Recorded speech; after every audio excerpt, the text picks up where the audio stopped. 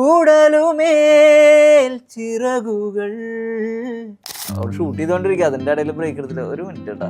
കലിപ്പ് എന്ന് പറഞ്ഞ പാട്ട് ചെയ്ത മണികണ്ഠനാണ്. എന്നിട്ട് അവിടെ എത്രയും ആൾക്കാരുടെ ഉള്ളിൽ വെച്ചിട്ട് പുള്ളി ഇൻട്രൊഡ്യൂസ് ചെയ്യണ്ടായിട്ട്. അപ്പൊ അതൊക്കെ ഭയങ്കര ഒരു കാര്യമാണ്. അപ്പൊ ഈ കണ്ടാൽ ഭയക്കും ചോര തെറിക്കും അതൊക്കെ പുള്ളിയെ കൊണ്ട് പറയിപ്പിച്ചിരുന്നത്. പുള്ളി കുറച്ച് വാക്കുകളൊക്കെ കളിപ്പ് എന്നാണെന്ന് പുള്ളി പറഞ്ഞിരുന്നു. ഒരു മ്യൂസിക്കൽ അങ്ങനെയൊക്കെ വരുമല്ലോ, അതുപോലെ മണിയണ്ണയപ്പ മ്യൂസിക്കൽ സ്റ്റാമ്പ് ചെയ്തൂടെ? സങ്കടം വരുന്നൊരു സീൻ എനിക്ക് ഉണ്ടാക്കാൻ ആദ്യമായിട്ട് സാധിച്ച സിനിമയാണ് പല്ലുട്ടി 90s കിഡ്സ്. നമ്മുടെ VSTs നമ്മള് മാത്രം വർക്ക് ചെയ്ത് പ്രോഗ്രാം ചെയ്ത് എടുത്തൊരു പടം. ഫൈനൽ മിക്സ് ഒക്കെ കഴിഞ്ഞ് തൃശ്ശൂർ രാഗത്തിൽ അത് ഇരുന്ന് കാണുമ്പോൾ മറ്റേ സലീം കുമാറിന്റെ ഇമോജി ഓർമ്മ. ഈ അനുരാജ് കാമരാജയുടെ വോയിസിൽ ഒരു മുരടൻ സാധനം ഉണ്ടല്ലോ, കളിപ്പ്, അങ്ങനെ ഒരു സാധനം ഉണ്ടല്ലോ. അത് എന്നെ ഇവിടെ യൂസ് ചെയ്യാമെന്ന് എങ്ങനെയാ ഐഡിയ വന്നത്? അത് ഈ കബാലി സോങ് തന്നെയാണത്. കാരണം ആ സോങ് അത്ര ഹിറ്റായിട്ട് ഇരിക്കലായിരുന്നു. അപ്പൊ പിന്നെ നമ്മള് പുള്ളിയുടെ വോയിസിലുള്ള അതിന് മുന്നും ഞാൻ പുള്ളിയുടെ വോയിസ് ഒക്കെ കേട്ടിട്ടുണ്ട്. അപ്പൊ പുള്ളിയുടെ വോയിസിലുള്ള പവർ വേറെയാണ്. പിന്നെ എഴുത്ത്, അതിനോടൊക്കെ ഒരു ആരാധന ഉണ്ടായിരുന്നു. തമിഴ് സിനിമകൾ തന്നെയാണ് നമുക്ക് എല്ലാവരും ഫോളോ ചെയ്ത് പോകുമല്ലോ ഇവിടെ. അപ്പോ അദ്ദേഹത്തെ കൊണ്ട് പാടിക്കാം എന്നുള്ളൊരു കാര്യം തന്നെയാണ് നമ്മൾ ആദ്യത്തെ ചർച്ചയിൽ. വേറെ ഓപ്ഷനിലേക്കൊന്നും പോയിണ്ടായിരുന്നില്ല. അപ്പൊ അങ്ങനെ പുള്ളിയായിട്ട് സംസാരിച്ച് വന്നപ്പോഴാണ് പുള്ളിക്ക് മലയാളം വായിക്കാനൊക്കെ അറിയാം, ചില ലെറ്ററുകളൊക്കെ. ഞാൻ ഈ ഡയറി പേജിലാണ് ഈ ലിറിക്ക് മംഗ്ലീഷിലാണ് നമ്മൾ എഴുതിയിട്ട് കൊടുത്തത്. പുള്ളി അതിന്റെ അപ്പുറത്ത് ഇത് ഞായർ എന്നല്ലേന്ന്, ഞായർ നമുക്ക് വായിക്കാൻ കുറച്ച് ബുദ്ധിമുട്ടുള്ളതാണ്. ഡയറിയുടെ അപ്പുറത്ത് ഞായർ. അപ്പൊ പുള്ളിക്ക് തൃശ്ശൂർ ഒരു ഫ്രണ്ടൊക്കെ ഉണ്ട്. പുള്ളിക്ക് ചെറുതായിട്ടൊക്കെ. അപ്പൊ ആളുടെ കൂടെ ഒക്കെ ഇരുന്നിട്ട് റൂമിൽ മലയാളം ഇങ്ങനെ പറയാനൊക്കെ ഒരു ഇഷ്ടമാണ്. പക്ഷെ അറിയില്ല, അങ്ങനെ അറിയില്ല, പക്ഷെ പറഞ്ഞറിയാം. അപ്പൊ ഈ കണ്ടാൽ ഭയക്കും ചോര തെറിക്കും അതൊക്കെ പുള്ളിയെ കൊണ്ട് പറയിപ്പിച്ചിരുന്നത്. പുള്ളി കുറച്ച് വാക്കുകളൊക്കെ കളിപ്പ് എന്നാണെന്ന് പുള്ളി പറഞ്ഞിരുന്നത്. പുള്ളി കളിപ്പായിരുന്നു. നമ്മളാണത് മാക്സിമം കുറെ പ്രാവശ്യം പറഞ്ഞു കലിപ്പിലേക്ക് എത്തിച്ചത്. എനിക്കൊന്ന് ഫേസ്ബുക്കിലേക്ക് ഷെയർ ഒക്കെ പോയിട്ട് ട്രെൻഡ് ആവുന്ന പാട്ടുകളുടെ ഒരു അത് കളിപ്പൊക്കെ അങ്ങനെ ഭയങ്കര ബൂമായിരുന്നല്ലോ ആ സമയത്ത്. നമുക്കൊരു പ്രൊമോ ഒന്നും സോങ്ങിന് വേണ്ടി വേറെ പ്രൊമോ കാര്യങ്ങളൊന്നും, സോങ് ടീച്ചർ ഒന്നും ഒന്നില്ലല്ലോ. അതൊരു ട്രെൻഡ് തന്നെ തുടക്കമിട്ട പോലത്തെ ഒരു കാര്യമായിരുന്നു. ഈ അതുപോലെ തന്നെ ഈ ട്രെയിലറിലെ ഒരു തീം പടത്തിൽ യൂസ് ചെയ്തു എന്ന് പറയുന്ന ഒരു ഏരിയ ഉണ്ടല്ലോ. അതിപ്പോ പ്രത്യേകിച്ച് ഈ ടൊവിനോന്റെ ക്യാരക്ടർ പലപ്പോഴും കമ്മ്യൂണിസ്റ്റ് നേതാവുന്നതും ആ കോളേജിലെ പല സാഹചര്യങ്ങളെ കൊണ്ട് അദ്ദേഹത്തിന്റെ ഉള്ളില് ഒരു പണ്ടത്തെ ഒരു നേതാവിനെ പോലെ, ഒരു സഖാവിനെ പോലെ അയാൾ ഉയരുന്നുണ്ട് എന്ന് കാണിക്കുന്ന ഒരു ഏരിയയിൽ ഒരു പ്രത്യേക തീം മ്യൂസിക് വരും. ഓ എന്നിട്ടൊരു സാധനം. അത് സിനിമയുടെ കൂടുതൽ ഭയങ്കര ഒരു ബൂസ്റ്റ് ഉണ്ടായിരുന്നു ആ സിനിമ കണ്ടുകൊണ്ടിരിക്കുമ്പോ. അതും നമ്മളെടുത്ത് പറയണ്ട. അതില് മെക്സിക്കൻ അപാരത എഴുതി കാണിക്കുന്ന മ്യൂസിക് ഉണ്ട്, വലിയൊരു മ്യൂസിക്. അത് ആ സമയത്ത് തന്നെ പറഞ്ഞിട്ടുണ്ടായിരുന്നു. വിപ്ലവത്തിന്റെ കാര്യം പടം തുടങ്ങുമ്പോ തന്നെ കിട്ടാൻ വേണ്ടിയിട്ട് ട്രെയിലറിൽ അത് യൂസ് ചെയ്യാന്നുള്ളത്. അപ്പൊ ഈ കലിപ്പ് സോങ്ങിനകത്ത് ഉപയോഗിച്ചിട്ടുണ്ട് നമ്മൾ. ട്രംപറ്റ് ലൈവ് ഒക്കെ എടുത്തിട്ടുണ്ട്. അപ്പൊ ആ സാധനം വെച്ചിട്ട് തന്നെയാണ് അത് ഗോപിച്ചേട്ടനാണ് RR ബാക്ക്ഗ്രൗണ്ട് സ്കോർ ചെയ്തെങ്കിലും ഗോപിച്ചേട്ടൻ അതൊന്നും മാറ്റിയിട്ടില്ല. അപ്പൊ അതെനിക്കൊരു സന്തോഷമായിരുന്നു. കാരണം ഗോപിച്ചേട്ടൻ RR ചെയ്യുമ്പോൾ പുതിയ വേണമെങ്കിൽ പുതിയ സിമ്പിൾ ആയിട്ട് ഉണ്ടാക്കാൻ പറ്റുന്ന. പക്ഷെ ആ ട്രെയിലറിന്റെ ആ ഒരു ട്രെയിലർ കണ്ടിരിക്കുന്ന ആളുകൾക്ക് ഒരു വേറെ ഒരു മൂഡിലേക്ക് പോകണ്ടെന്ന് വിചാരിച്ചിട്ട് അതൊരു കണ്ടിന്യൂറ്റി കിട്ടാൻ വേണ്ടിയിട്ട് അത് യൂസ് ചെയ്തു. അതെനിക്ക് വലിയൊരു ഉപകാരമായി. കാരണം നമ്മള് ആ ക്രിയേറ്റ് ചെയ്ത മ്യൂസിക് തന്നെ കുറച്ച് സ്ഥലത്ത് കേൾക്കുമ്പോ അതില് മാസ് സീനിലൊക്കെ ആ മ്യൂസിക് തന്നെയാണ്. കൊടി കുത്തുമ്പോഴും ഒക്കെ ലവ് ട്രാക്ക്, അത് ആ ട്രെയിലറിനകത്തിട്ട ലവ് ട്രാക്ക് തന്നെയാണ് ഗോപിച്ചേട്ടൻ. പിന്നെ അത് പല തരത്തിൽ വേറെ ഇൻസ്ട്രുമെന്റ്സിലൊക്കെ വായിച്ചിട്ടൊക്കെ അതിൽ ഇൻക്ലൂഡ് ചെയ്തിട്ടുണ്ട്. പിന്നെ ഗോപിസുന്ദർ എന്ന് പറഞ്ഞ വലിയൊരു സാഗരമാണ് BGMന്റെ. അത് ആ സിനിമയ്ക്ക് ഭയങ്കരമായിട്ട് ഗുണം ചെയ്തു. ഈ ടൊവിനോ ഒരു കാലത്തിന് ശേഷം, അതായത് മെക്സിക്കൻ അപാരത ഇറങ്ങി കുറച്ച് സിനിമകൾക്ക് ശേഷം മണിയണ്ണയപ്പ ചിലപ്പോൾ ഹെൽത്ത് ഇഷ്യൂസ് കാരണം സിനിമകൾ ചെയ്യാതിരുന്ന ഒരു സമയമുണ്ട്. അതിനുശേഷം ഈ പൂതപ്പാട്ട് ഒരു റീ എൻട്രി നടക്കുന്നുണ്ടല്ലോ ആട്ടം കലാസമിതി വഴി. അപ്പൊ ആ സമയത്താണ് ടൊവിനോയും മണിയണ്ണയപ്പയും തമ്മിലുള്ള ഫ്രണ്ട്ഷിപ്പിനെ നമുക്ക് കുറേ കൂടിയൊക്കെ മനസ്സിലാക്കാൻ പറ്റുന്നത്. അദ്ദേഹമാണ് ആ പാട്ട് ഒഫീഷ്യലി പ്രസന്റ് ചെയ്യുന്നത്. ടൊവിനോ ആയിട്ടുള്ള ഒരു റിലേഷൻഷിപ്പ്, അദ്ദേഹവുമായിട്ടുള്ള സൗഹൃദം, അതൊന്ന് വിവരിക്കാം. ഞാൻ ഇത് ആക്സിഡന്റ് ആയ സമയത്തും പുള്ളി വിളിച്ചിട്ടൊക്കെ ഉണ്ടായിരുന്നു. ശരിക്കും ഞാൻ അതിനെപ്പറ്റി എവിടെയാണ് പൂർണ്ണമായിട്ട് പറഞ്ഞു കേട്ടില്ല. എന്താ ശരിക്കും സംഭവിച്ചത്? അതൊരു നമ്മുടെ മെക്സിക്കൻ അപാരതയുടെ പ്രൊമോഷൻ വർക്കിന് ഞാനത് അധികം പറയാറില്ല, ഒരു നെഗറ്റീവ് കാര്യമായതുകൊണ്ട് നമ്മളത് പറയാറില്ല. അത് മെക്സിക്കൻ അപാരതയുടെ പ്രൊമോഷൻ സമയമാണ്. ആ സിനിമ ഇറങ്ങിയിട്ട് എല്ലാവരും ഹാപ്പി ആയിട്ടിരിക്കുന്ന ഒരു സമയത്തിന്റെ ഇടയിൽ ഒരു ഗൾഫ് ട്രിപ്പിന്റെ പോകുന്ന ഡേറ്റിന്റെ തലേന്നാണ് ഞാൻ ഷൂ വാങ്ങാനായിട്ട് പെട്ടെന്ന് പോയതാണ്. സമയം ഒന്ന് അഡ്ജസ്റ്റ് ചെയ്യാൻ വേണ്ടി കുറച്ച് സ്പീഡിലായിരുന്നു, ബൈക്കിലായിരുന്നു. അപ്പോൾ പൂച്ച കുറുകെ ചാടി തന്നെ, പൂച്ച കുറുകെ ചാടില്ല, ഫ്രണ്ട് വീലിന്റെ ഉള്ളിൽ കുടുങ്ങി അങ്ങനെ ഒരു ആക്സിഡന്റ് വരെയാണ് ഉണ്ടായത്. അത് ഈ ജോക്ക് ഭയങ്കര പ്രശ്നം ഉണ്ടായിട്ടുണ്ടായിരുന്നു. ഒരു പ്ലാസ്റ്റിക് സർജറി വരെ എത്തി. വളരെ ചെറിയ മാറ്റം ഉണ്ടായിരുന്നു. അത് മെക്സിക്കൻ അപാരത വരെയുള്ള ഫേസും ഈ ഫേസും കുറച്ച് വ്യത്യാസമുണ്ട്. അപ്പൊ അതിനുശേഷം കുറച്ച് ക്ഷീണിച്ച ഒരു രൂപത്തിലാണ്. അതുവരെ ഞാൻ കുറച്ചും കൂടെ പിന്നെ വേറെ പ്രശ്നങ്ങളൊന്നും ഇല്ല. എത്ര കാലം ബെഡ് റിട്ടൺ ആവണ്ടോ? 1 ഇയറിന്റെ ഉള്ളില് 1 ഇയറിന്റെ അടുത്ത് വന്നിട്ടുണ്ട്. ഒരു നമ്മൾ വർക്ക് ചെയ്യാൻ പറ്റാതെ ഇരുന്നിട്ട് എനിക്ക് തോന്നുന്നൊരു 5 മാസത്തിന്റെ അടുത്ത് സംസാരിക്കാതെ ഗ്രില്ലിട്ടിരുന്നുണ്ട്. അപ്പോൾ അത് ഭയങ്കരമായിട്ടൊരു ബുദ്ധിമുട്ടായിരുന്നു. ആസ് എ മ്യൂസീഷ്യൻ അല്ലെങ്കിൽ ഒരു സിംഗർ എന്നുള്ള നിലയ്ക്കും നമുക്ക് പറയാനും നമുക്ക് വർക്ക് ചെയ്യാനും പറ്റാതിരിക്കുന്ന ഒരു സമയം. അപ്പോൾ അത് കഴിഞ്ഞ് അതിൻ്റെ ഒരു ചലഞ്ച് കൂടിയാണ്. അതൊന്ന് മാറി ഞാനൊന്ന് ഒന്ന് സെറ്റായി വരുന്ന സമയത്താണ് ആട്ടം കലാസമിതി ഇങ്ങനൊരു സോങ്ങിൻ്റെ ഒരു കാര്യം നോക്കുന്നത്. അപ്പോൾ ഓക്കെ ആയി, ഹെൽത്തൊക്കെ ശരിയായി വരികയാണെങ്കിൽ നമുക്ക് ചെയ്യാന്ന് പറയുമ്പോൾ എന്നെ സംബന്ധിച്ച് എനിക്കൊരു എൻ്റെ ഒരു റീബോൺ ടൈമാണ്, റീബർത്ത് ആണത്. അപ്പോൾ ആ ഒരു സമയം ഞാൻ എന്തായാലും നോക്കണം എന്നുള്ളത് എനിക്ക് ഒരു വെല്ലുവിളി തന്നെയായിരുന്നു. അങ്ങനെയാണ് ഞാൻ കുറച്ചും കൂടെ സീരിയസ് ആയിട്ട് രണ്ടാമത് തിരിച്ചു വരവാണ് പൂതൻ എന്ന് പറഞ്ഞ പാട്ടായിട്ട്. അത് നല്ലൊരു രീതിയിൽ വർക്കൗട്ട് ചെയ്തിട്ടുണ്ട്. ഞാനത് എടുക്കുമ്പോൾ തന്നെ അതിൻ്റെ റെക്കോർഡിങ് സെഷൻ ആയാലും അവിടെ തൊട്ട് തന്നെ ഞാൻ നന്നായി ഹാർഡ് വർക്ക് ചെയ്തിട്ടുണ്ട്. ഉറങ്ങാതെ തന്നെ കുറേ ദിവസം ഇരുന്ന് വർക്ക് ചെയ്ത് ഞാൻ തന്നെ. പിന്നെ എനിക്കൊരു വാശി ഉണ്ടായിരുന്നു, കാരണം ത്രോട്ട് പരമായിട്ട് എനിക്ക് പ്രശ്നങ്ങളൊന്നും ഉണ്ടായിട്ടില്ല. അപ്പോൾ പാടാൻ പറ്റും എന്നുള്ളത് എൻ്റെ അതും കൂടെ പരീക്ഷിക്കണമല്ലോ. അപ്പൊ അത് നല്ല ഹൈ ആണത്, ഹൈ പിച്ചിലാണ് ആ പാട്ട്. സ്വയം ചാലഞ്ച് ഞാൻ തന്നെ പാടാന്ന് വെച്ച് ഞാൻ തന്നെ പാടിയിട്ടുള്ള ട്രാക്കാണ് അയച്ചു കൊടുത്തത്. അപ്പൊ ഇതിനി വേറെ ആളെ കൊണ്ട് പാടിക്കണ്ടെന്ന് ജോഷ്, അത് ഡയറക്റ്റ് ചെയ്ത് ജോഷാണ്. സത്യത്തിൽ ആ ഒരു രണ്ടാം വരവിന് ഒരു വലിയൊരു കാരണക്കാരൻ കൂടിയാണ് ജോഷ്. കാരണം ജോഷ് അങ്ങനെ ഒരു പ്രോജക്റ്റുമായിട്ട് വന്നിട്ടില്ലെങ്കിൽ എനിക്ക് കുറച്ചും കൂടെ വൈഡായിട്ടൊരു വർക്ക് ചെയ്യാൻ പറ്റില്ല. ഏകദേശം 1 വർഷത്തോളം സംസാരിക്കാതെ ഇരുന്നിട്ടുള്ള ഒരാൾ ഉണ്ടാക്കുന്ന പാട്ടാണ് പൂതൻ. അതെ അതെ, അതിന്റെ 1 വർഷത്തോളം ഇരുന്നില്ല, എനിക്ക് 4-5 മാസത്തോളാണ് തീരെ ഒന്നും ചെയ്യാൻ പറ്റാതിരുന്നത്.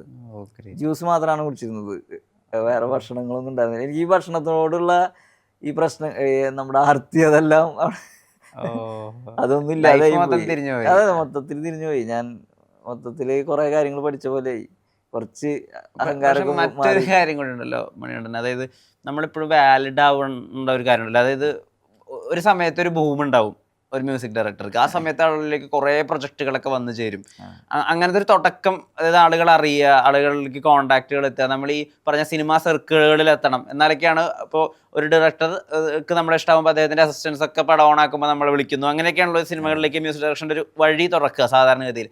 അവിടെയാണല്ലോ ഈ 5 മാസത്തെ ഗ്യാപ്പ് വരുന്നത്. അപ്പൊ ഈ റീബർത്ത് ഭയങ്കര ശ്രമകരം കൂടി ആയിരുന്നില്ലേ? എന്നെ സംബന്ധിച്ച് ഞാൻ ഭയങ്കര ഹാപ്പി ആയിരുന്നു. ആദ്യത്തെ സിനിമ ഹിറ്റാവാന്ന് പറഞ്ഞു കഴിഞ്ഞാൽ അതൊരു വലിയൊരു കാര്യമാണ്. പിന്നെ എവിടെ ചെന്നാലും കലിപ്പ്, ഈ പാട്ട് കേൾക്കുക, പിന്നെ ഈ കോളേജ് പ്രൊമോഷൻസിനൊക്കെ നടക്കുമ്പോഴൊക്കെ ഭയങ്കര സന്തോഷമായിരുന്നു. അപ്പൊ അവിടെ നിന്ന് അങ്ങോട്ട് എന്തായാലും എനിക്ക് നെക്സ്റ്റ് ഒരു സിനിമയിലേക്കുള്ള ഓപ്പണിങ് വളരെ ഈസി ആയിരുന്നു. ആ സമയത്താണെങ്കിൽ ഒരുപാട് സിനിമയിലെ ഫ്രണ്ട്സും പിന്നെ പടത്തിനകത്തെ ഫ്രണ്ട്സും ഒക്കെ അടുത്ത സിനിമകൾ തുടങ്ങാനുള്ള ചർച്ചകൾ നടന്നിരുന്നു. അപ്പൊക്കെ ഞാൻ ഹാപ്പി ആയിരുന്നു ഇനി എന്തായാലും. പക്ഷെ ഒറ്റയടിക്കൊരു സിനിമേനെ സംബന്ധിച്ചിടത്തോളം ഒരു 6 മാസം വിട്ടു നിന്നാ മതി, അവിടെ ഉണ്ടോന്ന് ഒരാൾ അറിയില്ല. കാരണം അത്രയ്ക്കും എന്താ പറയാ, ആളുകള് അത്യാവശ്യം ആളുകളുണ്ട്. അപ്പോൾ നമ്മളങ്ങനെ ആ ഒരു എനർജിയിൽ നിന്നാൽ മാത്രമേ നമുക്ക് അതിൻ്റെ കൂടെ ഓടി എത്താൻ പറ്റൂ. അപ്പോൾ ഞാൻ അതിന്ന് കുറച്ച് ഒരു ബ്രേക്ക് എടുത്തോടു കൂടി എനിക്ക് മനസ്സിലായി, കൃത്യമായിട്ടത് മനസ്സിലായി, നമ്മളെ ഒരു ആള് അറിയില്ല എന്നുള്ളൊരു അവസ്ഥയായി. പക്ഷെ അതൊക്കെ കഴിഞ്ഞ് ഞാനിപ്പോൾ ഇങ്ങനെ ഒരു സോങ്ങിൻ്റെ ഒരു കാര്യം പറഞ്ഞിട്ട് ഞാൻ ഇങ്ങനെ ഒരു പാട്ട് ചെയ്തിട്ടുണ്ടെന്ന് പറഞ്ഞിട്ട് ഞാൻ ടോവിനോടാണ് പറയുന്നത്. കാരണം വെച്ച് കഴിഞ്ഞാൽ എന്നെ പിന്നെ ആ കുഴിയിൽ നിന്ന് ഒന്ന് രക്ഷിക്കണമെങ്കിൽ എൻ്റെ കൂടെ വന്ന് ഭീകരനായി മാറിയ ഒരാള് എൻ്റെ കൂടെ വന്നെന്ന് പറയണില്ല, അതിനു മുന്നും ടോവിനോ സിനിമ ചെയ്തിട്ടുണ്ട്. പക്ഷെ ഹീറോയിസം കുറച്ച് കാണിച്ച് വന്നിട്ട് നമ്മുടെ മെക്സിക്കനിലാണ്. അപ്പൊ പുള്ളിയെ വിളിച്ച പുള്ളി ഒരു അതുമില്ല, എന്താ പറയാ, പുള്ളി എന്നോട് പറഞ്ഞ സെറ്റിലേക്കൊക്കെ വരാൻ പറഞ്ഞു. അന്ന് എനിക്ക് തോന്നുന്നു മറഡോണയുടെ സെറ്റാണോ, അപ്പൊ ആ സെറ്റിലേക്ക് എടാ ഞാൻ ഇവിടെ ഉണ്ട്. അത് അങ്ങനെയൊന്നല്ല വിവി പറയുന്ന പോലെ, ഞാനിവിടെ ഉണ്ട്, നീ വന്നോടനെ ഇങ്ങോട്ട് വരൂ എന്നൊക്കെ പറഞ്ഞു. അപ്പൊ ഞാനാണെങ്കിൽ യാത്രയൊക്കെ ചെയ്ത് തുടങ്ങണുള്ളൂ. അപ്പോൾ ടോം ചേട്ടൻ്റെ ഒരു ഫ്രണ്ട് ഉണ്ട്, ടിൻഡു എന്ന് പറയുന്നത്. അപ്പൊ അവനെ കൂട്ടി ഞാൻ ബൈക്കിൽ പോയി അവിടെ പോയി സെറ്റിൽ പോയിട്ട് അവിടെ ചെന്നപ്പോൾ എന്നെ അവിടെ ഷൂട്ട് ചെയ്തുകൊണ്ടിരിക്കുക, അതിൻ്റെ ഇടയിൽ ബ്രേക്ക് എടുത്തില്ല, ഒരു മിനിറ്റ് കേട്ടോ എന്ന് പറഞ്ഞിട്ട് എന്നെ ഈ ഷൂട്ട് ലൊക്കേഷൻ്റെ ഉള്ളിലേക്ക് എന്നെ വിളിച്ചിട്ട് ക്യാമറയൊക്കെ അവിടെ അവിടെ അവരോട് അവിടെ നിന്ന് ഒരു മിനിറ്റ് എന്ന് പറഞ്ഞിട്ട് അവരോട് പറഞ്ഞു ഇത് മെക്സിക്കൻ ഭാരത കലിപ്പ് എന്ന് പറഞ്ഞ പാട്ട് ചെയ്ത മണികണ്ഠനാണെന്ന് പറഞ്ഞിട്ട് അവിടെ എത്രയും ആൾക്കാരുടെ ഉള്ളിൽ വെച്ചിട്ട് പുള്ളി ഇൻട്രൊഡ്യൂസ് ചെയ്യണ്ടായിട്ടുണ്ട്. അപ്പോൾ അതൊക്കെ ഭയങ്കര ഒരു കാര്യമാണ്. കാരണം ഒരു ആക്ടറെ സംബന്ധിച്ച് അങ്ങനെ ചെയ്യണ്ട, ഒരു മറവിലേക്ക് കൊണ്ടുപോയിട്ട് നമ്മളെ സംസാരിച്ചാൽ മതി. അത് കഴിഞ്ഞിട്ട് പുള്ളി കാരവനിൽ പോയിട്ട് വർത്താനൊക്കെ പറഞ്ഞ് പിന്നെ ഹെൽത്ത് ഓക്കെ ആണോ കാര്യങ്ങളൊക്കെ ചോദിച്ച് കഴിഞ്ഞ് ഇങ്ങനെ ഞാൻ പറഞ്ഞു ഇങ്ങനെ ഒരു പാട്ട് ചെയ്യുന്നുണ്ട്, അത് നമുക്കത് പറ്റുവാണെങ്കിൽ ഒന്ന് റിലീസ് ചെയ്ത് അതിനെന്താ അതൊന്നും പറയേണ്ട കാര്യം, പുള്ളിയാണെങ്കിൽ അത് ചുമ്മാ റിലീസ് ചെയ്യല്ല, അതിനെ പറ്റി കറക്റ്റായിട്ട് കുറച്ച് എഴുതിയിട്ടൊക്കെയാണ് ഇട്ടത്. അപ്പൊ സത്യത്തിൽ നമ്മളവിടെ ഉണ്ടായിരുന്നു എന്നുള്ളത് പുള്ളി രണ്ടാമതൊന്നും കൂടി വെളിപ്പെടുത്തി തന്ന്. പിന്നെ അവിടെ നിന്ന് അങ്ങോട്ട് പിന്നെ നമ്മുടെ കണക്ഷൻ, പിന്നെ നമ്മൾ തന്നെ ഫൈറ്റ് ചെയ്തിട്ട് വേണം, നമ്മളാരും നമ്മളെ എങ്ങനെ ചെറുതായിട്ടൊക്കെ സഹായിക്കാൻ ആളുണ്ടാവുള്ളൂ, ഫൈറ്റ് യുദ്ധം ചെയ്യുന്നത് നമ്മൾ തന്നെ ചെയ്യണം. രണ്ടാമത് തിരിച്ചും പിന്നെ എനിക്ക് കുറച്ച് ഈസി ആയിരുന്നു മുൻപ് ആ ഫ്ലോയിൽ പോവാണെങ്കിൽ, രണ്ടാമതും പിടിച്ചിരിക്കേണ്ടി വന്നു. അപ്പോഴതൊരു ആൽബം സോങ് ആണ്, അതൊരു വലിയ സിനിമയാണെങ്കിൽ കുറച്ചും കൂടെ വിസിബിലിറ്റി കിട്ടിയാണ്. അപ്പോൾ അത് കഴിഞ്ഞ് പിന്നെ കുടുക്ക് കൊച്ചാള് അങ്ങനെ സംഭവിച്ചു. നമ്മുടെ കോവിഡ്, അതിന്റെ ഇടയിൽ കോവിഡ് എന്ന് പറഞ്ഞൊരു അവസ്ഥ വന്നു. അപ്പോൾ തീർച്ചയായും ഞാൻ പരസ്യങ്ങൾ ആ സമയത്ത് എന്നെ സഹായിച്ചത്, സാമ്പത്തികമായിട്ട് ഞാൻ പിടിച്ചു നിൽക്കാൻ സഹായിച്ചത് പരസ്യങ്ങൾ, ഈ മേഴ്സ് എന്ന് പറഞ്ഞൊരു ആഡ് കമ്പനിയും പിന്നെ കൃഷ്ണലാൽ എന്ന് പറഞ്ഞ എൻ്റെ സുഹൃത്ത്, ഇവരൊക്കെ തന്നിട്ടുള്ള പരസ്യങ്ങൾ കൊണ്ടാണ് ആ സമയത്ത് ഞാനൊന്ന് റിക്കവറായി ഒന്ന് ശരിയായി വന്നത്. വർക്ക് ഉണ്ട് എന്ന് എനിക്ക് തോന്നി തുടങ്ങിയത്. ഇതിന്ന് മൊത്തമായിട്ട് മാറിയ സിനിമയാണ് അഞ്ചക്കള്ളക്കോക്കൻ. അതായത് ഫ്ലേവർ മൊത്തത്തിൽ മാറി, ഫോക്ക് ഉണ്ട് എന്നാലും അതിന്റെ ഒരു സെൻസിബിലിറ്റി മൊത്തത്തിൽ മാറിയും സൗണ്ടിങ് ഒക്കെ വേറെ രീതി നമുക്ക് കേൾക്കാനും സാധിച്ചാണ്. അതിൽ തന്നെ അധികം ആളുകൾ എടുത്ത് പറയാത്ത ഒരു ട്രാക്ക് ഉണ്ട്, മാനേ മരതകമേ എന്ന് പറഞ്ഞിട്ട്. ഐ മീൻ ആ കുട്ടിയും റിലേഷൻഷിപ്പ് ഒക്കെ കാണിക്കുന്ന ഒരു സോൾഫുൾ ആയിട്ടുള്ളൊരു സോങ് ആണ് അത്. അപ്പൊ അവിടെ എനിക്ക് ഞാൻ കേട്ടിട്ടുണ്ട് അഞ്ചക്കള്ളക്കോക്കൻ ആദ്യം സിനിമയിൽ പാട്ടുകളെ വേണ്ടെന്ന് തീരുമാനിക്കുന്ന ഒരു സ്ഥലത്ത് നിന്നാണ് അങ്ങനത്തെ ഒരു ട്രാക്ക് അവിടെ വരുന്നത്. ഈ മാനേ മരതകമേ എങ്ങനെയാണ് ഉണ്ടാവുന്നത്, അതൊന്ന് പറഞ്ഞും പാടിയും തരാം. ഇപ്പൊ നമ്മള് അഞ്ചക്കള്ളക്കോക്കൻ പൊറാട്ട് സോങ്ങുകൾ ഉൾപ്പെടുത്തണം എന്ന് ആദ്യം ഉണ്ടായിരുന്നു. അപ്പൊ തൃശ്ശൂർ പൊറാട്ടിലെ പാട്ടാണ്. തൃശ്ശൂർ ഭാഗങ്ങളില് ഈ പൊറാട്ട് നാടകം പാലക്കാടാണ് ഏറ്റവും കൂടുതൽ. അപ്പൊ അവിടുത്തെ പാട്ടുകൾ വ്യത്യാസമുണ്ട്. അപ്പൊ എൻ്റെ ചെറിയമ്മയുടെ നാട് കുറ്റിമുക്ക്, അവിടെയുള്ള കുറച്ച് ആർട്ടിസ്റ്റുകളുണ്ട് ഈ തൃശ്ശൂരിലെ പൊറാട്ട് നാടകം അതില്. അപ്പോൾ ശരിക്കും പുഴയ്ക്കൽ അപ്പു ആശാനാണ് അത് ഞാൻ അറിഞ്ഞിട്ടുള്ള ഒരു പൊറാട്ട് നാടകം ആശാൻ എന്ന് പറയുന്നത്. ഒരുപാട് ഫാൻസ് ഉണ്ടായിരുന്നു ആ സമയത്തൊക്കെ, കുറേ പ്രായമായിട്ടുള്ള. അപ്പോൾ ആളുടെ മകനുണ്ടായിരുന്നു ചന്ദ്രൻ, അദ്ദേഹത്തെ പോയി കണ്ടിട്ടുണ്ടായിരുന്നു. അദ്ദേഹത്തെ പോയിട്ട് കണ്ടിട്ടാണ് നമ്മളൊരു അനുവാദമൊക്കെ ചോദിച്ചത്. പുള്ളിയാണ് ഇതൊക്കെ എഴുതിയിട്ടുള്ളത്, ആ പഴയ തൃശ്ശൂർ പൊറാട്ടിലെ പാട്ടുകൾ. അപ്പോൾ അത് ചന്ദ്രൻ എൻ്റെ ഒരു ചെറിയച്ഛനൊക്കെ തന്നെയാണ്. അപ്പോൾ ചന്ദ്രൻ പിന്നെ കൊച്ചുബാലമാമൻ അങ്ങനെ അവരെയൊക്കെ വിളിച്ചിട്ട് ഞാൻ പാടിച്ചെടുത്താണ്. ആർട്ടിസ്റ്റാണ്. അതെ, അവര് പണ്ട് തൃശ്ശൂർ ഭാഗത്തെ പൊറാട്ട് നാടകങ്ങളിൽ കളിച്ചിരുന്ന ആളുകളൊക്കെ തന്നെയാണ് അവര്. അപ്പൊ അവരുടെ അടുത്തുനിന്നാണ് ആ പാട്ട് പോയിട്ട് റെക്കോർഡ് ചെയ്തിട്ട് കറക്റ്റ് ആണ്. അത് വേറെ ലിറിക്കോ കാര്യങ്ങളൊന്നുമില്ല, ട്രഡീഷണൽ ലിറിക്കോ. അതാണ് റെട്രോ വൈബും അതിന് ഫീൽ ചെയ്യുന്നത്. അതെ അതെ, അത് അവരെ കൊണ്ട് തന്നെ പാടിച്ചു. അവര് പേജ് ആയിട്ടുണ്ട്, പക്ഷെ എന്നാലും നല്ല രസമായിട്ട് ഇത് അവര് പാടി തന്നു. അപ്പൊ നമ്മളത് അതുപോലെ തന്നെ അതിലധികം കേടുപാടുകൾ കൂടാതെ അത് പിന്നെ മറ്റേ ടെക്നിക്കൽ പരിപാടികളൊക്കെ ചേർത്ത് കഴിഞ്ഞാൽ പിന്നെ അതിന്റെ ഫ്ലേവർ നഷ്ടപ്പെടും. അപ്പൊ അത് റെട്രോ കിട്ടാൻ വേണ്ടിയിട്ട് അവരെ കൊണ്ട് തന്നെ പാടിച്ച് അവർ ആ ലിറിക്ക് തന്നെ ഉപയോഗിച്ചിട്ട് പിന്നെ അതിൽ അഡീഷണല് നമുക്കൊരു സോങ് ആയിട്ട് സിനിമയിൽ ഉപയോഗിക്കുമ്പോൾ അഡീഷണല് നമ്മൾ അതിനെ അവിടെ മാറ്റി നിർത്തിയിട്ടാണ് നമ്മൾ അഡീഷണൽ ലിറിക്ക് ആഡ് ചെയ്തത്. അവർ ആ ലിറിക്കിനെ നശിപ്പിക്കാത്ത രീതിയിൽ. ലിറിക്സ് പാടാൻ പറ്റുമോ? അയ്യോ, അതെനിക്ക് കറക്റ്റ്, അത് ഞാൻ അത് ശരിക്കും മാമനൊക്കെ പാടുമ്പോ അതിനൊരു പ്രത്യേക രസം ഉണ്ടായിരുന്നു അത്. അപ്പൊ അതിൽ തന്നെ അപ്പൊ ഈ പല്ലൊട്ടിയിലെ അവാർഡ് കിട്ടിയ ഗാനം ഉണ്ടല്ലോ കപിൽ കപിലിന്, ഞാൻ ചോദിക്കുന്നത് ഈ കപിൽ എന്ന് പറയുന്നത് ആ സമയത്തൊക്കെ അധികവും, അതായത് ഈ പാട്ട് സംഭവിക്കുന്ന സമയം 2 വർഷങ്ങൾക്ക് മുമ്പാണ്. അപ്പൊ കപില് മലയാളത്തിലെ ആളുകൾ കേട്ടു തുടങ്ങിയിട്ടുണ്ട്, പക്ഷെ മലയാളത്തിൽ പാടി തുടങ്ങിയിട്ടുണ്ടോ എന്ന് എനിക്കറിയില്ല. ആ സമയത്ത് പാടിയിട്ടുണ്ടല്ലോ, ആകാശം പാടിയിട്ടുണ്ട്. ഓക്കെ. അപ്പൊ അദ്ദേഹത്തിനെ പിക്ക് ചെയ്യാനും ആ പാട്ടിന്റെ മൊത്തത്തിലുള്ള ഒരു ജേർണിയും പറയാമോ? സത്യത്തില് അത് ഞാൻ പ്രദീപ് കുമാർ എന്ന് പറഞ്ഞ സിംഗർ, പുള്ളി എനിക്ക് ആ പാട്ട് ഇപ്പൊ ഈ സിനിമയുടെ പല്ലൊട്ടി 90s കിഡ്സിന്റെ കാര്യങ്ങള് നമ്മുടെ അതില് ക്യാമിയോ റോൾ അതിന്റെ കാര്യങ്ങളൊക്കെ ചർച്ച നടന്നുകൊണ്ടിരിക്കുക. അപ്പോ ഇങ്ങനെ ഒരു ട്രാവൽ സോങ് വേണം എന്നുള്ളൊരു കാര്യം അർജുൻ അശോകൻ ബൈക്കിൽ വരുന്ന ഈ ഉണ്ണി എന്ന് പറഞ്ഞ ക്യാരക്ടർ ഇങ്ങനെ അതെ അതെ കണ്ണേട്ടന്റെ അടുത്തേക്ക് വരുന്നത്. അപ്പോൾ സ്വന്തം നാട്ടിലേക്ക് തിരിച്ചു വരുന്ന ബൈക്ക് യാത്ര. അപ്പോൾ ഒരു ട്രാവൽ സോങ് തന്നെയാണ് നമ്മൾ അതിനന്ന് പേരിട്ടിരുന്നത്. അപ്പൊ ആ ഒരു സെക്ഷൻ നോക്കുമ്പോൾ എനിക്ക് ഇഷ്ടപ്പെട്ട പാട്ടായിരുന്നു ലൈഫ് ഓഫ് റാം, കരവന്ത് പിറകെ, ആ സമയം ഗോവിന്ദ് വസന്തയുടെ പാട്ട്. അപ്പൊ ആ പാട്ട് പാടിയിരിക്കുന്നത് പ്രദീപാണ്. അപ്പൊ പ്രദീപ് കുമാറിന്റെ വോയിസ് നമുക്കിതില് യൂസ് ചെയ്യാം എന്നൊക്കെ വിചാരിച്ച് ട്രൈ ചെയ്യാൻ ശ്രമിച്ചു. അതിപ്പോ കുറച്ച് റിസ്കി പരിപാടിയായിരുന്നു, കാരണം പുള്ളിയെ ഭയങ്കര തിരക്കായിരുന്നു. അപ്പൊ ഈ അടുത്ത വീക്കിലൊന്നും ചിലപ്പോൾ കിട്ടാൻ സാധ്യതയില്ല എന്നുള്ളൊരു കാര്യം അറിഞ്ഞിരിക്കുക. അപ്പോൾ അങ്ങനെ ഇരിക്കുമ്പോഴാണ് കപിലിന്റെ വോയിസ് അടിയെ എന്ന് പറഞ്ഞ പാട്ട് നമുക്ക് അത്രയും ഇഷ്ടപ്പെട്ട പാട്ട് തന്നെയായിരുന്നു. അപ്പോൾ കപിലിന്റെ വോയിസ് നമുക്ക് എന്തായാലും പുതിയൊരു സിംഗറിലേക്ക് പോകാന്നുള്ളൊരു കാര്യം തന്നെയായിരുന്നു തീരുമാനിച്ചത്. അപ്പൊ അടിയെ നല്ല ഇഷ്ടപ്പെട്ട പാട്ട് തന്നെയായിരുന്നു, ബാച്ചിലറിലെ. അപ്പൊ കിരൺ ഞാൻ കൂടുതലും എൻ്റെ പാട്ടുകൾ കൂടുതലും മിക്സ് ചെയ്തിട്ടുള്ളത് കിരൺ ലാൽ KP നമ്മുടെ NHQ സ്റ്റുഡിയോയിൽ കിരൺ ചേട്ടനായിട്ട് സംസാരിക്കുന്നത്. കിരൺ ചേട്ടനാണ് എന്നോട് പറഞ്ഞത് കപിലൻ ഞാൻ കോണ്ടാക്ട് എൻ്റെ നമ്പർ ഉണ്ട്, നീ വിളിച്ചോ, കുഴപ്പമൊന്നുമില്ല, നീ വിളിച്ചു നോക്കൂ എന്നൊക്കെ പറഞ്ഞിട്ട് നമ്പർ വിളിച്ചപ്പോഴാണ് കപിൽ ഇത്രയും സിമ്പിൾ ആയിരുന്നു, അല്ലെങ്കിൽ അങ്ങനെ ഒരു നല്ല സുഖമായിരുന്നു അവനായിട്ടുള്ള കോൺവെർസേഷൻ ആയാലും അവനായിട്ടുള്ള പാട്ടും ആയിട്ട് അടിപൊളിയായിട്ട് എന്താ പറയാ. കുറച്ച് ദിവസങ്ങളിലൂടെ തന്നെ കനവേ എന്ന് പറഞ്ഞ പാട്ടിലേക്ക് ആളും ഇന്നായി വളരെ പെട്ടെന്ന് തന്നെ. അത് ഞാൻ ട്രാക്ക് പാടി വെച്ചിട്ടുണ്ടായിരുന്നു. അപ്പൊ എന്നിട്ട് അവൻ ആദ്യം ചോദിച്ചത് ഇത് ചേട്ടൻ തന്നെ പാടിയ പോലെ അങ്ങനെ ചോദിച്ചിട്ടുണ്ടായിരുന്നു. കാരണം അത് നമ്മൾ ട്രാക്ക് പോലെ അല്ല, നമ്മൾ അത്യാവശ്യം ഇങ്ങനെ വർക്ക് ചെയ്ത് ആ പാട്ട് ആ സീൻ എങ്ങനെ നോക്കിയിട്ടും നമുക്കതൊരു തൃപ്തിയിലേക്ക് എത്തുണ്ടായിരുന്നില്ല എന്നെ സംബന്ധിച്ച്. അങ്ങനെ ഒരു പാട്ട് ഉണ്ടാക്കുമ്പോ തൃപ്തി തരാത്തൊരു പാട്ടായിരുന്നു. അതെ ഇത് ശരിയാവോ എന്നുള്ളതും അറിയില്ല. പിന്നെ പ്രൊഡക്ഷൻ സൈഡിൽ നിന്നായാലും ഇപ്പൊ സാജിക്കാനെയും എനിക്ക് ഇഷ്ടപ്പെടുത്തണം, കാരണം സാജിക്ക ഒരു പ്രൊഡ്യൂസർ മാത്രമല്ലല്ലോ, ഒരു ഡയറക്ടർ കൂടിയാണ്. അപ്പൊ സാജിക്ക എല്ലാ ഭാഗത്തു നിന്ന് അതിനെ ശ്രദ്ധിക്കും, അതൊരു പ്രൊമോഷൻ ബേസും അതിനെ ശ്രദ്ധിക്കാൻ പറ്റും, സിനിമാ പ്രാന്തന്റെ ഒരു. അപ്പൊ എല്ലാ ഭാഗത്തും സാജിക്ക് അതിന്റെ ഓവറോൾ പിടുത്തം കിട്ടും. അപ്പൊ അത് നോക്കിയിട്ട് സാജിക്ക് ഒരു റിപ്ലൈ തരുള്ളൂ. ജിതിൻ ഈ ട്യൂണില് ഏകദേശം ഓക്കെയാണ്. അപ്പൊ അങ്ങനെയാണ് ഞാനിത് കൊണ്ടുപോകണം. പിന്നെ ഇത് എനിക്ക് കാണിച്ചു കൊടുക്കണം, സാജിക്ക ഓക്കെ പറയണം, ജിതിൻ ഓക്കെ പറയണം. ജിതിൻ ഓൾറെഡി അതിന്റെ ഒരു കൺവിൻസ്ഡ് ആയി കഴിഞ്ഞു. പിന്നെ അപ്പോൾ സായിക്കാനും കൂടി ഒന്ന് സെറ്റാക്കി അത് ഉറപ്പാണ്. സായിക്ക് പിന്നെ ഫുള്ള് സപ്പോർട്ടൊക്കെ ഉണ്ട് നമുക്ക്. പക്ഷെ ഇത് പറഞ്ഞപ്പോൾ ഇത് എങ്ങനെ വരും എന്നുള്ളത് അറിയില്ലായിരുന്നു. പാടിക്കഴിഞ്ഞ് ട്രാക്ക് അയച്ചു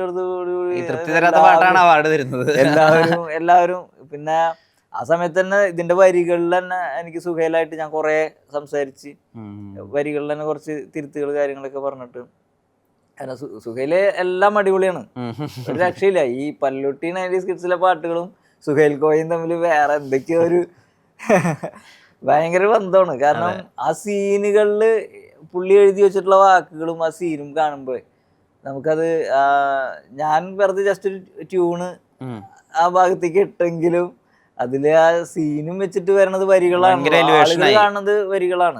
ആളുകൾ ആ വരികളും സീനും ഒത്തു നോക്കും, മ്യൂസിക് അതിന്റെ പിന്നിലേ നിൽക്കുള്ളൂ. അപ്പൊ അത് അത്രയും അടിപൊളിയായിട്ട് പുള്ളി അത് ഭയങ്കരമായിട്ട് സിങ്കായിട്ട് കിടക്കുന്നുണ്ട്. പല്ലുട്ടി 90s സുഹൈൽ കോയും. കനവേ മിഴിയിലുണരേ നെഞ്ചാലെ വാനം പാടും നീണം കേൾക്കണേ, തിരികളാലേ വഴികളാകെ തെളിഞ്ഞു തൂവണേ, മേലാകെ ചേലാണേ ഉടലുമേൽ ചിറകുകൾ വിരിഞ്ഞു വാനം തേടണേ, കടലു പോൽ കനവുകൾ നുരഞ്ഞു തീരം മൂടണേ.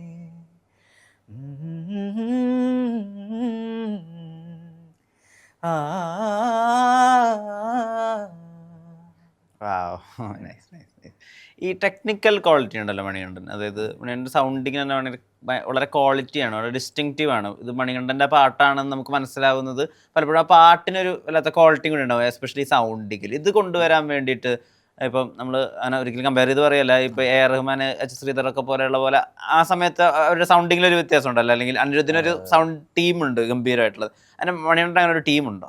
അവിടെയാണ് അവിടെ ഇനിയൊരു ടീമിനെ ബിൽഡ് ചെയ്തുണ്ടാക്കണം. കാരണം ഞാനൊരു ഒറ്റയാൻ പരീക്ഷണങ്ങളിലൂടെ സഞ്ചരിച്ചിട്ടാണ്. പഞ്ചകർല കോക്കാനെ സംബന്ധിച്ച് വൻ കോമഡിയാണ്. ഓഡിയോ കമ്പോസ് ചെയ്ത് അത് റെക്കോർഡ് ചെയ്യുന്നതും അതിൻ്റെ ഒരു പ്രോഗ്രാമിംഗ് സൈഡായാലും അതിൻ്റെ ഒരു പ്രീമിക്സ് വരെ ഒറ്റയ്ക്കാണ് ഞാൻ ചെയ്തിട്ടുള്ളത്. ഈവൻ ബാക്ക്ഗ്രൗണ്ട് സ്കോർ ആയാലും ഈ എത്നിക് ഇൻസ്ട്രുമെന്റ്സും പിന്നെ പുറത്ത് ഗിറ്റാർസും ട്രംപറ്റ്, ഇപ്പൊ മൗത്ത് ഓർഗൻ ഇപ്പൊ പുറത്ത് നിർത്തുക, അങ്ങനെ കുറച്ച് ഇൻസ്ട്രുമെന്റ്സ് മാത്രമാണ് സോളോ ഇൻസ്ട്രുമെന്റ്സ് നമ്മൾ പുറത്ത് ഇൻക്ലൂഡ് ചെയ്തിട്ട്, ബാക്കി പ്രോഗ്രാമിംഗ് സൈഡും കമ്പോസിങ് പിന്നെ അതിലെ അസിസ്റ്റൻസിനെ വെച്ചിട്ടില്ല. അത് വേറൊരു കാര്യം, ഉല്ലാസും ഞാനും ആയിട്ടുള്ള ചർച്ചയുടെ ഉള്ളിൽ തന്നെ അവിടെ തന്നെ ഇരുന്നിട്ട് തന്നെ നമ്മൾ കുറെ പീസുകൾ ഉണ്ടാക്കിയിട്ടുണ്ട്. അപ്പൊ അതില് വേറൊരു ആൾക്കത് കൊടുത്ത് അത് വർക്ക് ചെയ്ത് കിട്ടി തിരിച്ചു വരുന്ന സമയമൊന്നും നമ്മൾ അങ്ങനെ എടുത്തിട്ടില്ല. അപ്പൊ അങ്ങനെ ചെയ്യാൻ പറ്റിയത് ഞാൻ തന്നെ ചെയ്യണ കാരണം. പിന്നെ അത് സാധ്യമായത് സത്യത്തിൽ പറഞ്ഞ ആ സമയത്ത് ഞാൻ വേറെ പടങ്ങൾ എടുക്കാതെ ഞാൻ എടുത്തൊരു പടം റിജക്ട് ചെയ്തിട്ട് ഞാൻ ഈ പടം മാത്രമാണ് ചെയ്തിരുന്നത്. അങ്ങനെ ആകുമ്പോ നമുക്ക് സമയം കിട്ടാൻ പിന്നെ നമുക്ക് ഇതിൽ കൂടുതൽ എഫർട്ട് എടുക്കണം എന്നുള്ളതും, പിന്നെ ഇത് എഫർട്ട് ഇട്ടാൽ ഇത് നല്ലൊരു രീതിയിലേക്ക് എത്താൻ സാധ്യതയുണ്ടെന്ന് നമുക്കും ചെറിയൊരു തോന്നലുണ്ടായിരുന്നു. അപ്പൊ പിന്നെ നമ്മളതിനെ ഈ തൃശ്ശൂർ രാഗത്തില് ഈ പടം കാണുക അല്ലെങ്കിൽ ആ ഫുൾ സൗണ്ടിങ്ങോട് ഏതൊരു തൃശ്ശൂർക്കാരന്റെയും വലിയൊരു മൊമെന്റ് ആണ്. തീർച്ചയായും. കാരണം അതുവരെ എന്റെ സിനിമകൾ രാഗത്തില് വന്നിട്ടില്ല.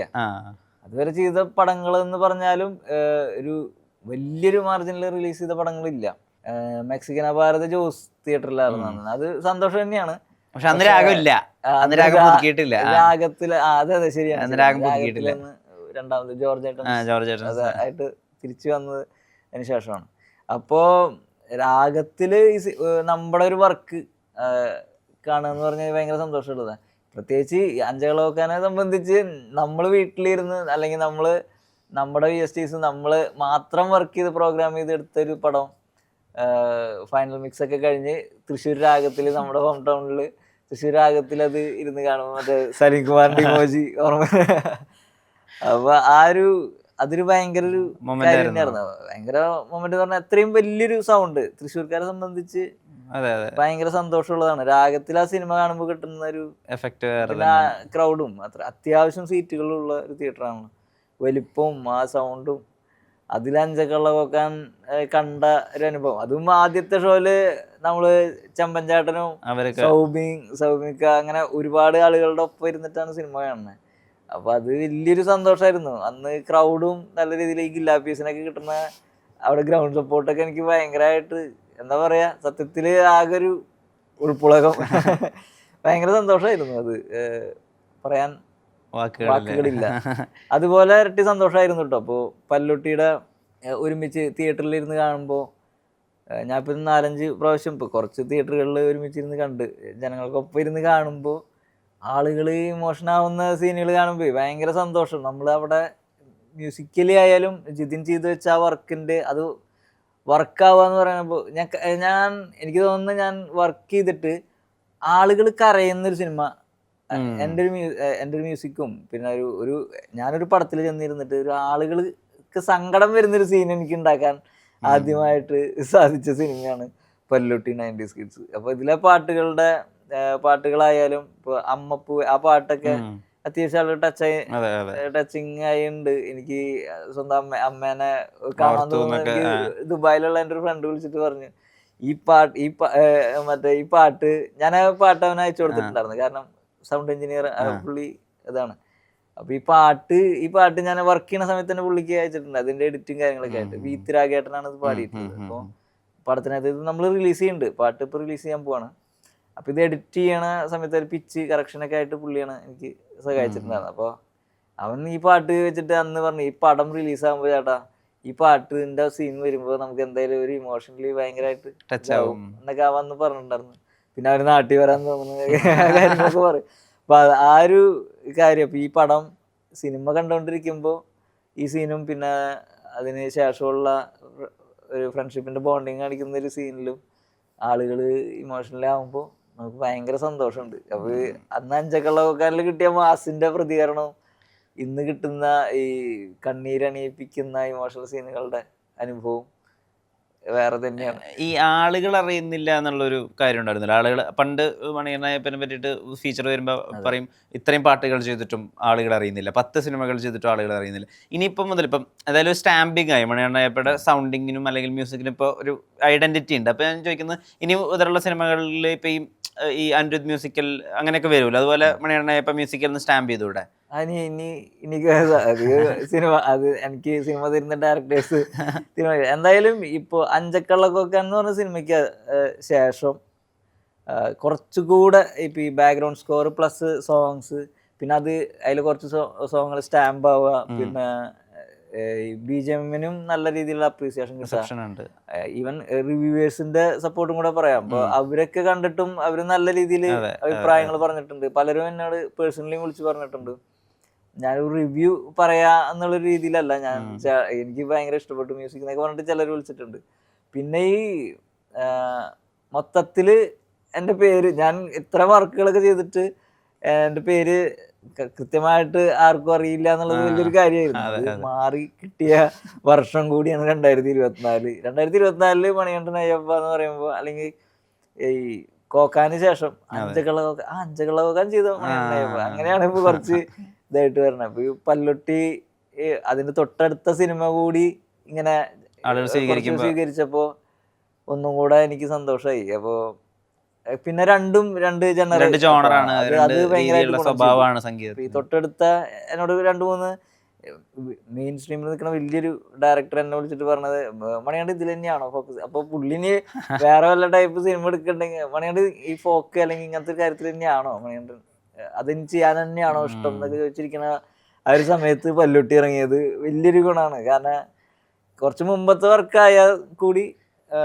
നമ്മുടെ ഒരു സോള് ഇട്ടിട്ടുണ്ട് ഇതില്. അപ്പൊ അതും ഇഷ്ടപ്പെടും. അപ്പൊ അതിലും എനിക്ക് തോന്നുന്നു അതും നല്ല രീതിയിൽ എനിക്ക് എന്റെ ബ്രാൻഡ് സ്ഥാപിക്കുന്നതിൽ ഒരു വലിയ പങ്ക് വഹിക്കും. ഒരു സമയത്ത് വിപ്ലവം, ഒരു സമയത്ത് മാസ്, ഒരു സമയത്ത് നാടൻ, ഇനി അങ്ങോട്ട് എല്ലാ ജോണറും. ഇനി അവിടുന്ന് അങ്ങോട്ട് എല്ലാം ചെയ്യാൻ ശ്രമിക്കണം. അതിനുള്ള ഓപ്പർച്യൂണിറ്റികൾ കിട്ടട്ടെ. ഏതൊക്കെയാണ് ഇനി ചെയ്യാനിരിക്കുന്ന? നെക്സ്റ്റ് നൗഫൽ അബ്ദുള്ള, നമ്മുടെ കെട്ടിയോളാണ് അതിന്റെ എഡിറ്റർ, പുള്ളി ഡയറക്ട് ചെയ്യുന്ന ഒരു വലിയൊരു പടമാണ്. അത് ഒന്നും അനൗൺസ് ചെയ്തിട്ടൊന്നുമില്ല. പുള്ളി അതിന്റെ പണിയിലാണ് ഇപ്പോൾ. ഇന്ന് വൈകിട്ടും അതിന്റെ പണി നടക്കുന്നത്. പിന്നെ എൻ്റെ ബോസ് ടോം ഇമ്മട്ടിയുടെ അടുത്ത ഒരു പുതിയ വർക്ക് തുടങ്ങാൻ പോകുന്നു. അതിലും ഞാൻ തന്നെയാണ്. അപ്പൊ അത് ഭയങ്കര സന്തോഷമുണ്ട്. അതും ഇപ്പൊ നടന്നുകൊണ്ടിരിക്കണം. അതിന്റെ ഒരു സോങ്ങിന്റെ നമ്മളൊരു പ്രൊമോ ചെയ്യണതിന്റെ ഒക്കെ റെക്കോർഡിംഗ് ഒക്കെ കഴിഞ്ഞിട്ടുണ്ട്. അപ്പൊ അതൊക്കെ നടന്നുകൊണ്ടിരിക്കുന്നു. പിന്നെ എനിക്ക് ഇപ്പൊ ഈ ബ്രേക്ക് തന്ന ഉല്ലാസ് ചമ്പൻ എന്ന് പറഞ്ഞ പുലി, അദ്ദേഹത്തിന്റെ അടുത്ത പടം അത് വരാനിരിക്കുന്നു. അത് വലിയ, അതെനിക്ക് തോന്നുന്നു അടുത്ത ഒരു കിടിലൻ. അത് മാസ് പരിപാടി ആയിരിക്കോ? അത് മിക്സഡ് ആണ്. അത് എന്തായാലും പുള്ളി തന്നെ അതിനെ കുറിച്ച് റിവീൽ ചെയ്യും. ഇപ്പൊ അടുത്ത് തന്നെ അതിനെ കുറിച്ച് വാർത്തകൾ വരും. അപ്പൊ അതൊരു നല്ല സിനിമയായിരിക്കും എന്ന് പ്രതീക്ഷിക്കുന്നു. പിന്നെ ഒരു ജിതിൻ സുരേഷ് എന്ന് പറഞ്ഞിട്ട് ഇന്ദ്രജിത്ത് മൂവി വരുന്നുണ്ട്. ഇന്ദ്രജിത്ത് സുകുമാറിന്റെ ലീഡ് ചെയ്യുന്നൊരു മൂവി. അപ്പൊ അതിന്റെ റെക്കോർഡിങ്ങിന്റെ ഒരു ഇടയിലാണ് ഇതിലേക്ക് വന്നിട്ടുള്ളത്. അപ്പൊ അതവിടെ നടക്കുന്നുണ്ട്. ഇപ്പോ നേരത്തെ പറഞ്ഞതെന്ന് മാറിക്കൊണ്ടിരിക്കുക. ഇപ്പൊ ഞാൻ കുറച്ച് ആളുകളൊക്കെ വെച്ച് അതെ. ഇപ്പൊ കാരണം ഇനി ഇവിടുന്ന് അങ്ങോട്ട് അങ്ങനെ ചെയ്യേണ്ടി വരും. പക്ഷെ എന്നാലും പൂർണ്ണമായും മറ്റൊരാൾക്ക് ഏൽപ്പിച്ചു കൊടുത്ത്, അല്ലെങ്കിൽ പ്രോഗ്രാമേഷനും പൂർണ്ണമായി ഏൽപ്പിച്ചു കൊടുത്ത് ഞാൻ വർക്കുകൾ ചെയ്യണില്ല തന്നെ. നമുക്ക് മാക്സിമം നമ്മുടെ ഐഡന്റിറ്റിയിൽ തന്നെ സിനിമകളെ കൊണ്ടുപോകണം എന്നൊരു ഇഷ്ടമുണ്ട്. അത് എത്ര കണ്ട് മുന്നോട്ട് പോകുന്ന എനിക്കറിയില്ല. അത് അങ്ങനെ സാധ്യമാവട്ടെ.